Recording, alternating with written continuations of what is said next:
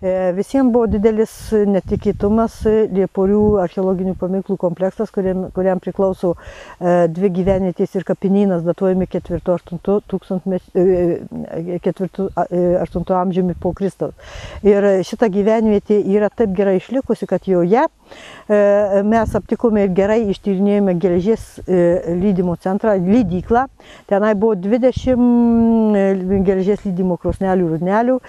Tenai buvo 5 šuliniai, kurių dar vienas yra neištirtas.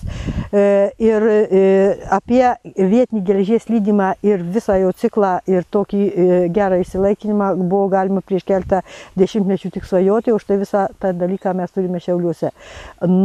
Ir dabar vėlgi iš tokių visiškai unikalių archeologinių radinių, kuriais mes galime didžiuotis, tai yra tie 4 amžiaus medinių šulinių, daugiau Lietuvoje nėra, visi kiti piliakalniuose šuliniai yra šiek tiek vėlyvesni, kokiais 500 metų.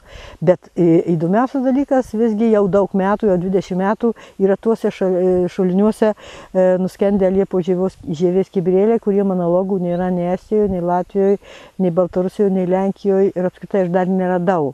Kad iš to laikotarpio, 4 amžiaus po Kristaus, būtų išlikę organinis, reiškia vis tiek iš žievės padarytas daiktas, kad taip gerai ištirtas, rekonstruotas ir jeigu archeologai daug metų galvojo, kad senovės lietuviai, tie, kurie prieš istoriniai lietuviai, sėmė vandenį su moliniais puodais iš šaltinių, ten iš užpujų ežerų, tai galiu jūs patikinti, jie turėjo puikius medinius šulinius, sėmė vandenį su tais kibirėliais ir buvo patenkinti,